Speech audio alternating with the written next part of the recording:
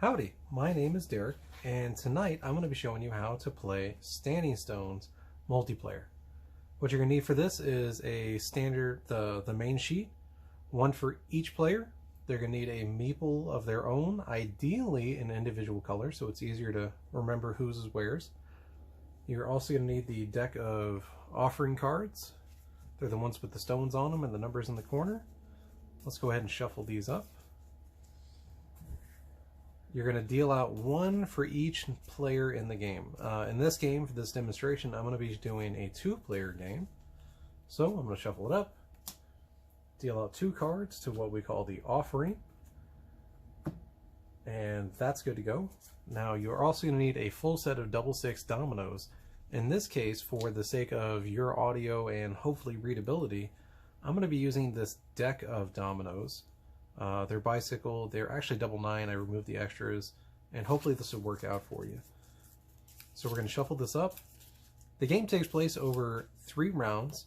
Each round is 7 turns, and therefore you're going to deal 7 dominoes to each player.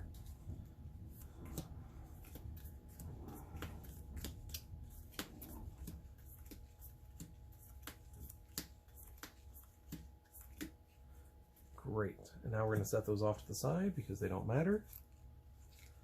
And each player's got their hand, and now we are set up, we're good to go. Real quick, I'm going to explain what's going on with the game. Each round you've got, each turn you have these offering cards that pop out that give you bonuses. Like in this case, right now they give you a boat, which is awesome because otherwise a boat takes a 5 and you've got to pay a wood to do it. Or a cattle or a fish, which are both awesome because you need cattle and fish in order to build standing stones. And that's going to get back into what's going on here. What you're doing is collecting these resources and spending your dominoes to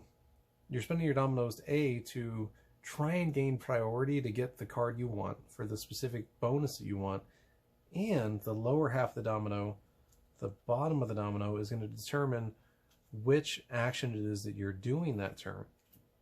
And the whole reason for the actions is you're gaining resources, you're converting resources, and you're spending those resources to get silver, art, and prestige. Oop, and shelter. And shelter is a funny one because it costs a lot of wood to build them, which is why we don't actually have very many spaces for them. All of that is going on, and in the meantime, you also have the option of building these standing stones, which are a blast with real dominoes because you can stand them up in the space as you're building them, and gives this beautiful 3D effect going on. These standing stones are excellent because they are big chunks, just straight up chunks of prestige or resources. Like in this case, you get an art, and then the highest level of each of the quadrants gives you a very powerful bonus. For example, carve the lowest level stone for no goods. Obviously that one you'd want to come in here and just level up as fast as you can, and then these other 3 are going to be free. This one you trade, you only discard 1 good. Normally trading costs 2 boats or 2 deer or 2 fish. You just do it for 1. So they're big powerful bonuses, which is why they're marked off like this. They've got the little circle with a line on them because you can only do 1 of the level 3 stones because it's just too good. If you could do all of them, that's all you would do. You'd just cattle, fish, stone, and max out, and then you would run away with the game. So you only have the highest tier, but you can build the lower 2 of all of them by the end of the game if you really dedicated yourself to it. So that's the core of the game, is a resource conversion and bidding on these bonuses. And the way that you do that is by looking at your hand, and the lower number, what you're going to do when you bid is take your domino, place it face down. The lower number toward the table, toward the rest of the table is going to be, the number toward the rest of the table is how you bid for priority, and the lowest number out of everybody gains priority.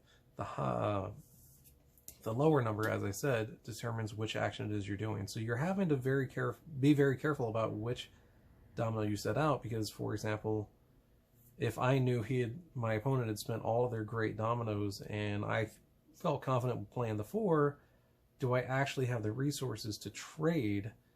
Because that's the only thing you're doing at a number 6. is discarding 2 fish, 2 boats, or 2 deer to gain a prestige.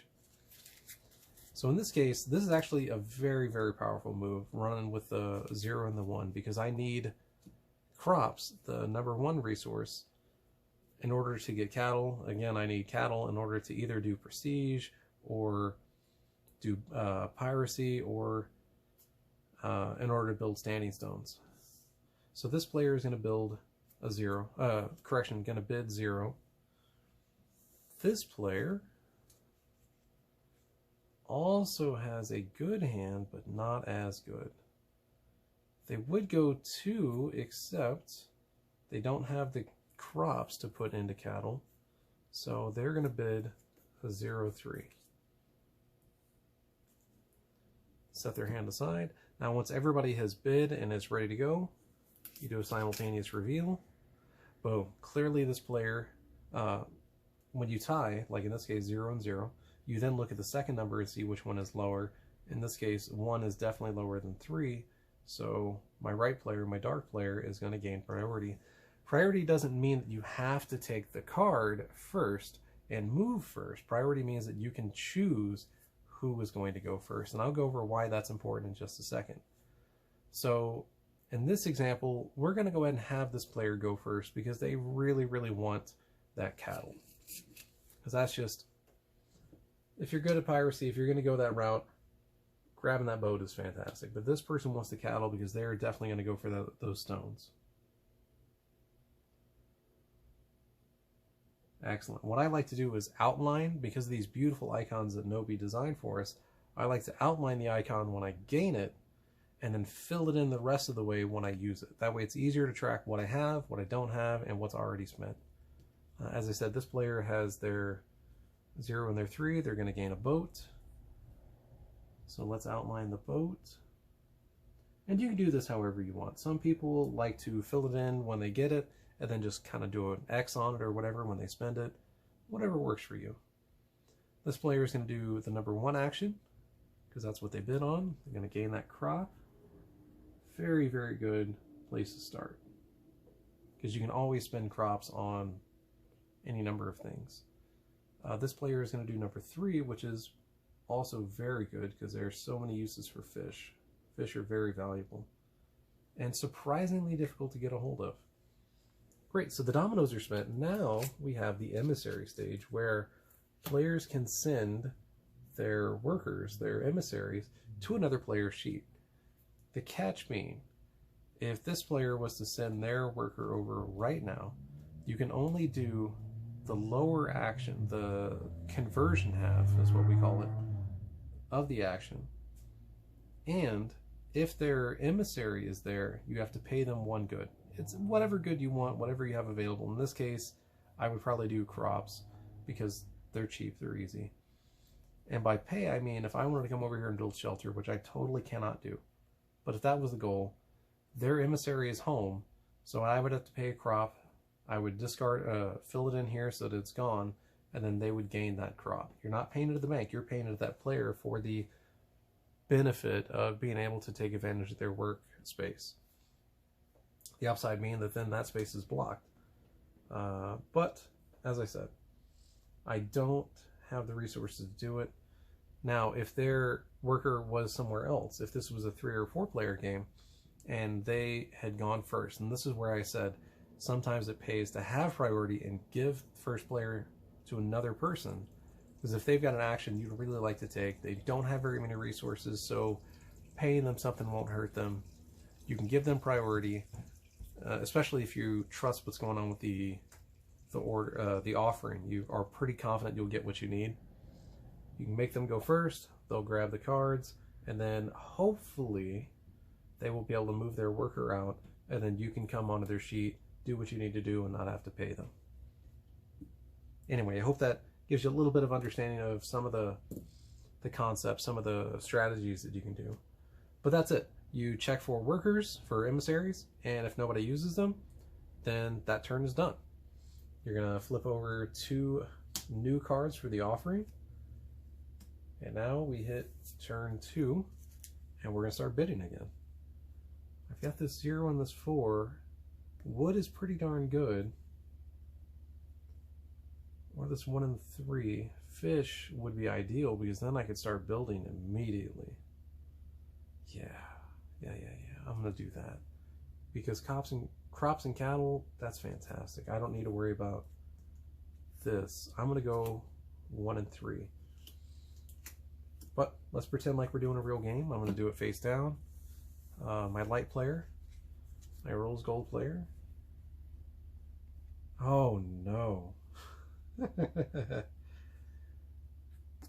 They can't do a 2 because they don't have crops. But they can do 1 and gain crops. They are in a really, really interesting spot. Okay. So, oh, sorry. Again, we're going to pretend like this is a real game. I'm going to place face down. Everybody's bid, everybody's ready, and now we are going to reveal. 1-1, it's a tie. 1-3, the 1 is lower, so this person's going to gain priority. They really want those cattle. The crops are not super useful because they'll be gaining a crop anyway. So they're definitely going to take the cattle, because that's more valuable for them. Especially since they already have the fish going. They have everything they need to build a sandy stone right now, which is fantastic. Dark player here, they're going to take the 2 crops and be happy about it. Because that gives them a lot more leeway for being able to come and work on the opponent's sheet later on. Cool, now we do actions. They're going to do their number 1 action. Take their crop. Now just to make sure I'm clear on this, with the number 1 action, they don't have to take the top. I know you keep seeing me do the top action. They can do whichever one they want in the box. When it's your turn on your sheet, you can do whichever one you can afford to do. In this case, gaining a crop is free, versus discarding 3 wood to gain a shelter. They don't have any wood, so they're definitely not doing that one. Now back over here, we can do the number 3. I don't have any silver, so we are definitely going to go fishing. And now dark player also has the option to build. So we're actually going to do that. I think we're going to do that. This person's going first, so they're going to come to the stone carvers. In a normal game with actual dominoes, this is where you would take your domino for the turn and stand it up on the stone that you're building, because it's awesome. Why wouldn't you do that? And as I said, they've already got boats, so they're probably going to lean into that piracy option. So let's come over to this tier, and they're going to fill in the first one. I like to fill in everything around the text, but leave the text, because that way the dark stone makes it easy to tell where I'm working, but then because the text is there, I know what I gained from it. Also, whenever I do anything that gains me a prestige, whether it's one of these cards or a stone, I like to take that prestige immediately so that I have fewer places to look and count at the end of the game. So I gain the prestige, gain the deer. Outstanding. This player's turn is done. This player, again, I'm going to move it over there. This player actually has a very interesting spot because they could build a stone right now, which is cool. Not the most helpful because it's only the bottom. The bottom is only going to give you some stuff, some goods. I think what they're going to do is jump ahead because this emissary is no longer sitting on the space, because they're no longer going to require me to pay. I can come over here. No, I can't. I completely messed up. I was going to come over and do the cattle, but you can only do the conversion spaces, and I can't afford. I got so excited, guys. So excited to show you this cool move. You know what they say, when you're trying to teach a game, you tend to make all the mistakes because you're just thinking about how to teach it, not actually how to play it. So, because I can't afford to go do the conversion, I'm going to go ahead and do the stones. So we're going to fill in the cattle, we're going to fill in the fish, and that completely reminds me that I totally messed up and did not do that over here. You don't just go there and fill in a stone. You have to pay the resources to do it. So great, we're gonna go here. I've got my cattle and my fish. I spent them. I'm gonna build a stone. I'm gonna come up here just because that fish means that all I need next turn is a cattle and I could build again, which is pretty darn cool. I'm gonna gain the prestige, gain the fish. Outstanding. Now we reset. Workers come home. Refill the offering. Ooh. And now we decide what to bid on. If you build a stone this turn, spend one less good. That's what I'm talking about right there. I don't even need to do the number 2 action to get a cattle. I could just come straight down, build a stone. I think I'm going to be the Stark players will be pushing really hard for that one. Change the value of the domino.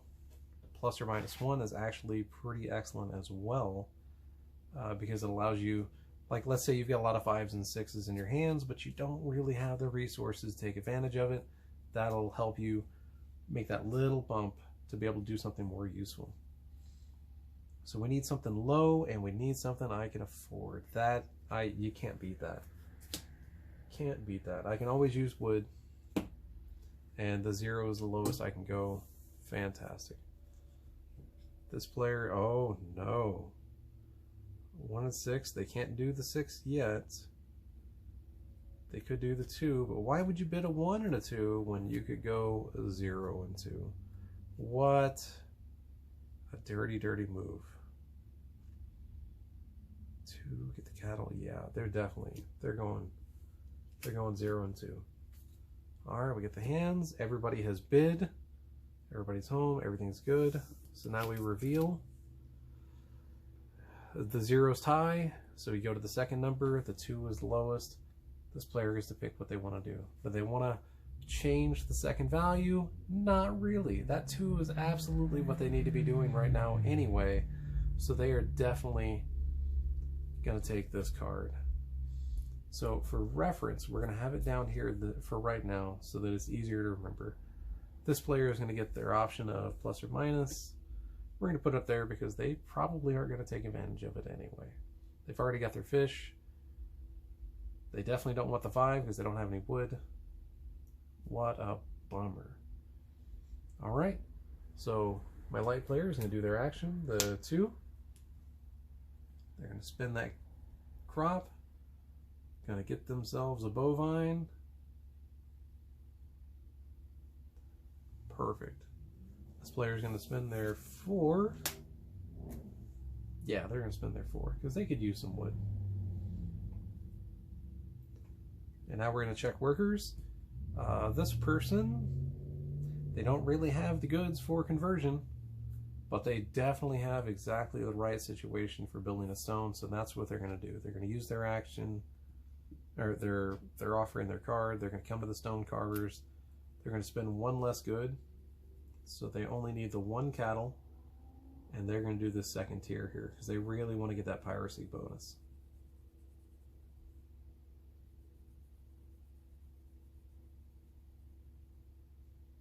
Three prestige. Three heckin' prestige, people. 2, 3, and a silver. That is massive. If you do my outline idea, outline your star however you want. Don't do that awful mess I just did. All right. So that player is done. Now we come back over here with the option of, oh, can't build, can't stone, or can't carve, and you can't convert because you only have crops and 1 fish. Boy, oh boy, you're not looking good, let me tell you. You know what we will do? We're going to come down to hunting. We're going to spin this wood because we didn't have high hopes for it. We just figured it would be a nice thing to have. And we're going to get our deer. Because that's the conversion there. I don't know if you can read it. Discard 1 wood, gain 1 deer. That's it. That's the end of the turn. Everybody comes home, everybody resets. We get 2 new goods, or sorry, 2 new offerings, and now we're going to bid again. Moving the worker does not cost you a good. Ooh, hey. I gain 2 raw goods. That's a toughie. Alright, so we want low, and we want something we can actually do. Ah, that's right. I could have saved that wood to get a boat, especially since I've got these high numbers sitting in my hand, and then I could eventually use that boat to get a silver. I got greedy is what I did. I lost track of what I was doing. So I guess we're going to do this the easy way. I've got fish, I've got no cattle.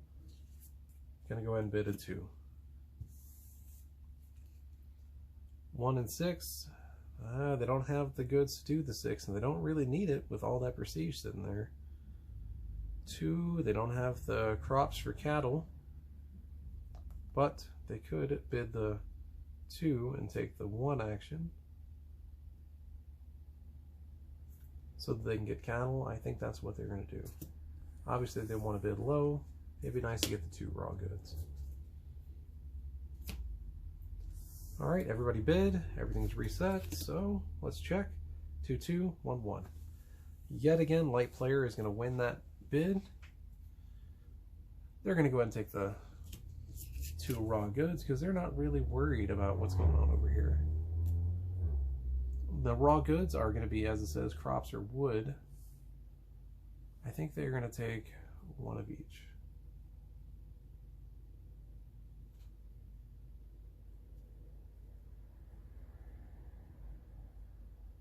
Outstanding. This player's got a free worker placement, which unfortunately it doesn't look like they're very well set up for. Actions, gonna take the 1.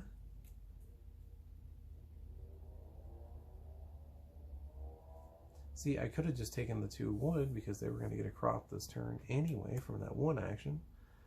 It goes back to the demoing versus playing. Trying to do both at the same time is not awesome. This player's going to get their cattle for the crop. Now we're going to look at pieces. They do not have the goods necessary to build. And they don't really have the goods. Oh, they do have a silver. And they've got the extra crop, so they could convert that into art right now. I think they're going to wait. Is it really worth paying this early in the game? Not really. This player, however, they've got a free conversion. But, again, they don't have anything worth converting. So, they're going to come up and they're going to build their next stone.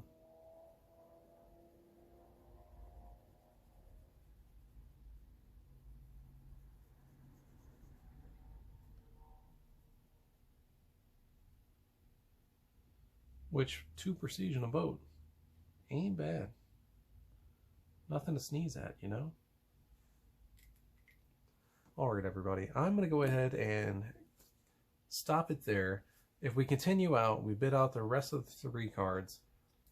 That'll finish out the round. And all that you do for the next round is, in a 2-player game, you can continue with the same pool of dominoes, and you're going to have a different interaction. If you shuffle, what I find is your second round ends up being very similar to your first round. You're still starving for resources. You see a lot of the same numbers. I like to just, because you have enough cards in here, enough dominoes, in a double 6 set to deal out 4 hands of 7. In a 2-player game, I like to just keep running that deck. In a 3- and 4-player game, obviously you'll need to reshuffle, deal out 7 more, start the second round. And the offering, obviously, you just keep playing through the offering until it runs out, shuffle, rebuild the deck, and continue playing until it plays out. At the end of 7 rounds, there's a special conversion in the rulebook that shows you how you can do a... It's terrible, terrible, terrible, terrible. Playing the game, you get pretty good conversion rates for upcycling your deer and your boats and your fish and your cattle into art, silver, and prestige. Pretty good rates. If you wait until the end of the game, if you don't convert until the end and you just rely on the automatic conversion, your rates are awful. Absolutely awful. It takes a lot of crops to convert to cattle. Anything that doesn't convert to cattle, you get nothing. I definitely recommend being proactive in upgrading your stuff to prestige art, shelters, or silver. Anyway, that's the game. If you have any questions, reach out to us on the Kickstarter campaign, reach out to us on Twitter, or reach out to us at rollandwriterevolution@gmail.com. Thank you much for stopping by.